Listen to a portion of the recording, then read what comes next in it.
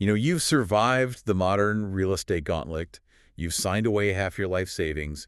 Your hand is cramping from all the closing Oh, documents. the endless stack of papers. Right. But you finally have the keys. So you pull up to your new single-family home in a master-planned community. You walk into your private backyard, you look at that big blank canvas of grass, and you make a plan. It's the dream. Exactly. Yeah. You figure, hey, I'm going to set up a swing set for the kids right in the middle, and maybe over in the corner, I'm going to build a raised bed for some heirloom tomatoes. Sounds pretty idyllic. It does. Until a few weeks later, you check your mail and find a formal violation letter from your homeowners association. Ah, yes. The dreaded letter. Yeah, complete with a thread of daily fines informing you that both your swing set and your tomatoes are strictly prohibited under the neighborhood guidelines.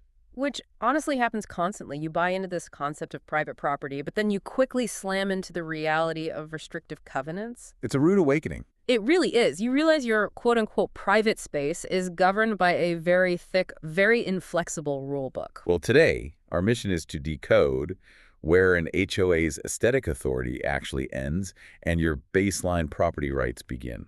It's such a huge topic for anyone living in a planned community right now. It is. We are going on a deep dive today, unpacking a fascinating blog post from a Tampa Bay realtor.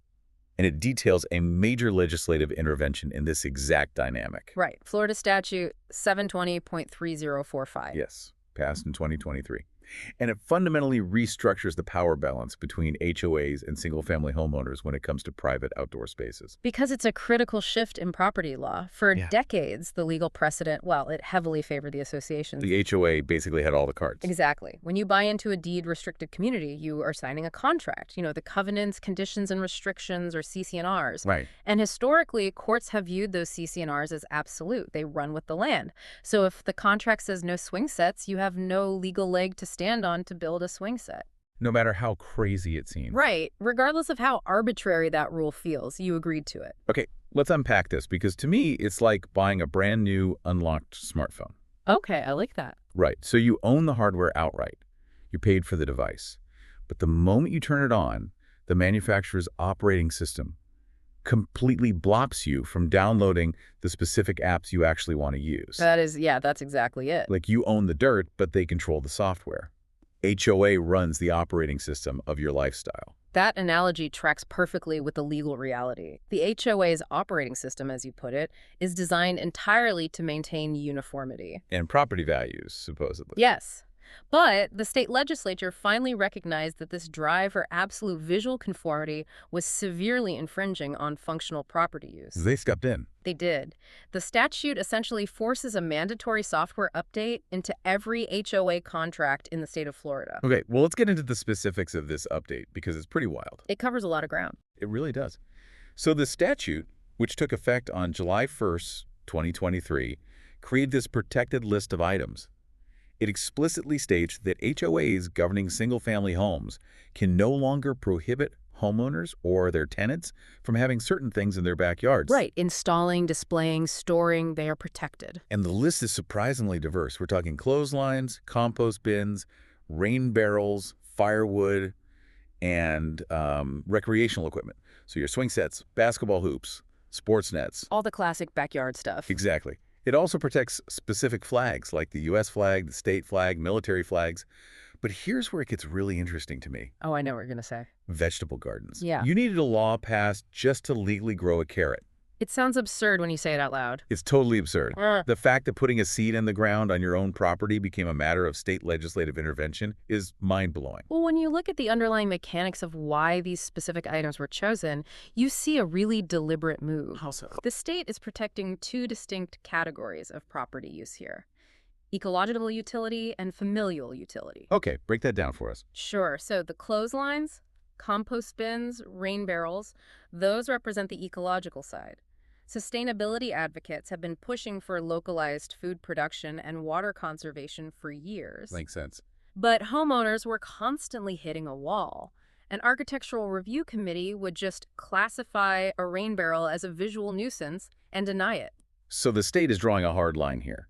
They're establishing that the utility of sustainable practices actually supersedes the association's desire for a visually uniform landscape. Exactly. They are overriding the private contract for public policy reasons. And, they applied that exact same logic to the familial utility items, too. The swing sets and the sports nets. Right. Because many modern HOAs had evolved to treat neighborhoods as like architectural rendering. Oh, like those perfect 3D models. Yes. Perfectly still, pristine, and totally devoid of the messy realities of daily human life. Right, where no one actually lives. Exactly. So the legislature is asserting that a private backyard is inherently a functional space for recreation.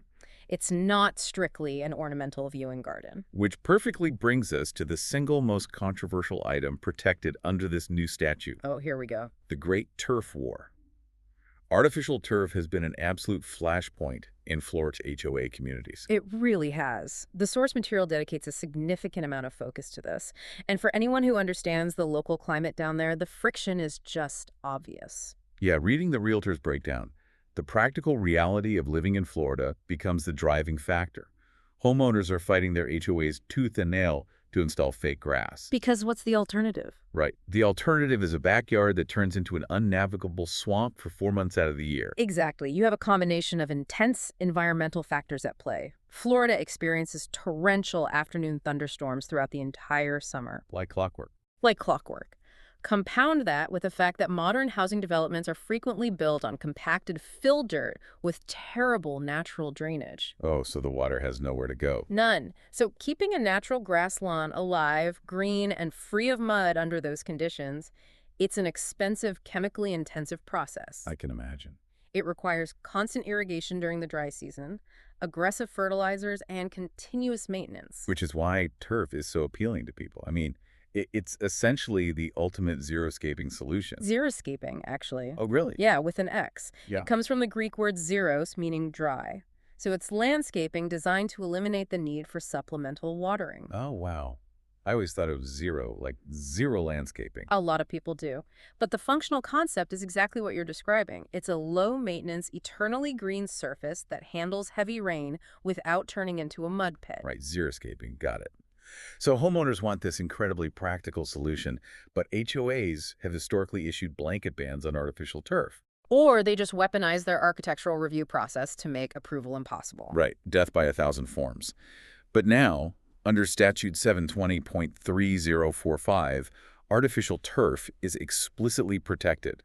An HOA cannot categorically ban you from installing it in your backyard. And this is where we need to objectively look at the clash of property rights here. Let's do it. The HOA's primary legal mandate is to protect property values, and they do that through visual consistency. We have to acknowledge that many people specifically buy into these communities for that exact reason. They want the neighborhood to look nice. Right. They are paying a premium for the assurance that their neighbor isn't going to drag down the local comparables by installing, say, neon green, miniature golf-style plastic grass over their entire lot. Okay, fair. It's the tension between the collective value of the neighborhood and the individual utility of the property. Exactly. So what does this all mean for the perfect neighborhood look? It's kind of like a mullet. Yeah. It's HOA business in the front and artificial turf party in the back. Yeah. The HOA wants the aesthetic in the front to protect the investment, but the homeowner just wants to let their dog out after a rainstorm without having to mop their kitchen floor afterward. That is actually, the mullet analogy works perfectly. And when a private contract, like the HOA guidelines, fails to find a reasonable compromise between those two valid interests, the state steps in. Right. But, and this is important, the legislature didn't just hand homeowners a blank check. Of course not. No, they didn't completely strip the HOA of its authority. They just redefined the geographical and visual boundaries of that authority. Okay, let's examine those boundaries, Yeah. because this is where the legal reality of the statute gets complicated. Very complicated. The text outlines 3 major conditions that homeowners have to meet to actually utilize these protections. Yeah. And the first is location. As we've been saying with the mullet analogy, these protections apply exclusively to the backyard. The front yard and the side yards remain entirely under the jurisdiction of the HOA's Architectural Review Committee. Which preserves the curbside appeal. And that's the primary driver of neighborhood property values. So if you want a vegetable garden, it goes in the back. Business in the front. Okay, the second boundary is safety and legal compliance. A homeowner can't use this statute to bypass municipal building codes. Right, you can't just build whatever you want. Like, you have the right to a swing set, but you can't build a massive, structurally unsound wooden tower that violates local wind load requirements. If an installation is a legitimate safety hazard, the HOA retains the authority to intervene. The statute doesn't override local ordinances or basic safety protocols. The HOA can still enforce rules that protect the physical safety of the community. Naturally. But it's the third boundary that, to me, completely derails the idea that this law is a definitive win for the homeowner. The visibility clause. Yes. The statute dictates that these protected items, so the rain barrels, the sports nets, the compost bins, they must be out of view from the street or from adjacent parcels. Yeah. But then the text includes a massive caveat. It says they must be out of view, quote, if practicable, end quote, or, quote, when reasonably possible. Yeah. I mean, this feels like a total legislative punt. Wait, who decides what practicable means? Ooh. A basketball hoop is 10 feet tall. My neighbor is going to see it over a 6-foot privacy fence. Doesn't this vague language just create a brand new battleground for HOA disputes? You've zeroed in on the exact mechanism that generates endless property litigation. Anything else? In legal phrasing, practicable generally means capable of being put into practice or accomplished. It is a classic standard of reasonableness, and you are entirely correct. Reasonableness is highly subjective. Yeah, my definition of reasonably trying to hide a 10-foot swing set is going to be wildly different from an overzealous HOA board president's definition. Exactly. Which means the statute forces a negotiation rather than dictating a binary outcome. Okay, how does that play out? If a homeowner installs a standard playset, and they place it in the most unobtrusive corner of their backyard, they have likely met the standard of making it out of view if practicable. Okay. The fact that the top 2 feet are visible over the fence doesn't negate their statutory right to have the playset. But I can already visualize the violation letters. Dear homeowner, we can see the top 3 inches of your compost bin from the sidewalk. Please remove it immediately. Oh, those letters are definitely being mailed out. It just seems like the state solved the issue of blanket bans, but simply shifted the legal argument from, can I possess this item, to how effectively have you cloaked this item? And that shift from possession to visibility is the current friction point in the real estate market. It's all about line of sight now. Right. The law provides a shield, but it doesn't prevent the HOA from trying to heavily enforce the margins of that shield. Until appellate courts start issuing rulings on what if practicable means in various scenarios, we are going to see a lot of localized battles over line of sight. So let's ground this in the actual housing market. The source text specifically focuses on the Tampa Bay area, right? Highlighting massive master plan communities like Fishhawk Ranch, Carrollwood, West Chase, and Wesley Chapel. Some huge developments out there. Huge. These are sprawling developments governed by complex, often very stringent HOAs. How does a law like this change the strategy for someone buying or selling a home in these specific types of neighborhoods? Well, for sellers, the strategy involves leveraging the statute to expand your buyer pool. Marketing the law. Exactly. For years, strict HOAs have been a deal breaker for certain demographics. Families with young kids or buyers focused on sustainable living would completely bypass certain neighborhoods if they knew the CC&R's banned playsets or gardens. So if you are listing a home in West Chase, you don't just rely on the square footage and the countertops anymore. Yep. You market the legal utility of the lot. You explicitly state in your listing description that the property offers a private backyard ready for turf, gardens, and playsets, fully protected under Florida law. You are selling the lifestyle autonomy that buyers assumed they couldn't get in that zip code. It neutralizes one of the biggest objections a buyer might have to your specific property. Now, what about the buyers? For the buyers, this statute fundamentally reopens inventory. If you previously refused to look at deed-restricted communities because you refused to surrender your right to put up a clothesline or let your kids have a basketball hoop, well, you can now enter those markets with a baseline level of state protection. But we have to elevate the advice here beyond just knowing the law exists. We do. Because if you're a buyer, you cannot assume this statute acts as a magical force field against HOA interference. It definitely does not. If you are under contract on a house, you can't just casually ask your realtor if the HOA is cool with artificial turf. You need a concrete legal strategy. And the most important actionable takeaway here is to utilize your inspection period and your contract contingencies. This is crucial. Because of that, if practicable loophole, every single HOA board is going to interpret and enforce this statute differently. Some might be super chill about it. Right. Some boards will concede immediately, but others, they will measure visibility with a laser level from the sidewalk. So during your due diligence period, you obviously get a copy of the specific architectural guidelines, but more importantly, if you know you're going to drop 10 grand on artificial turf the day you move in, Which is a big investment. huge, you submit those plans to the HOA's Architectural Review Committee before your honest money goes hard. Yes. You force them to put their interpretation of the state law in writing while you still have the legal right to walk away from the purchase. You negotiate the use of the property before you own the property. You ensure your specific backyard plans align with that specific board's current enforcement of the visibility standards. It's just smart business. It is. You do not want to close on the home, install the turf, and then spend the next 2 years paying a lawyer to argue about whether the turf is visible from an adjacent parcel. No one has time for that. It requires proactive legal maneuvering. You have to secure your baseline rights before you sign the closing documents. Absolutely. And looking at this entire dynamic, the state stepping in, the subjective language, the ongoing friction, it brings up a really structural reality about where modern housing is heading. Oh, the physical constraints of new development, they are going to severely test this legislation. Exactly. Look at the footprint of modern master planned communities. As land costs skyrocket, developers are maximizing density. Packing them in. Yes, lot sizes are shrinking drastically.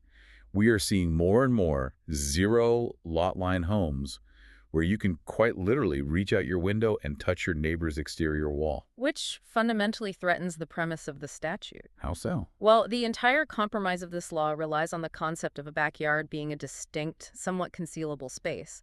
The state is telling homeowners they have these rights, provided they keep the items out of view when reasonably possible. But what happens when the physical space no longer supports that legal compromise? That's the million-dollar question. Right.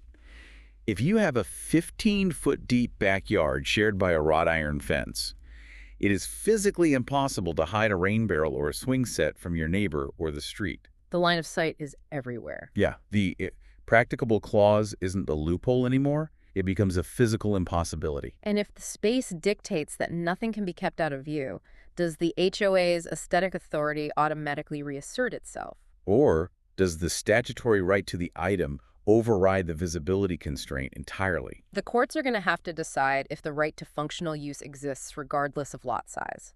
We may be approaching a point where the concept of a totally private, invisible backyard simply ceases to exist in new construction. And if the backyard vanishes, the legislative patch doesn't work anymore. The operating system takes full control again. A scary thought for property rights advocates. Definitely. So the next time you drive through a deed-restricted neighborhood and you spot a swing set or a tomato plant peeking over a 6-foot fence, understand that you aren't just looking at a homeowner's weekend project. No, you're looking at a hard-fought boundary line in property law. Perfectly said. Stay informed, read your covenants closely, and we'll see you on the next deep dive.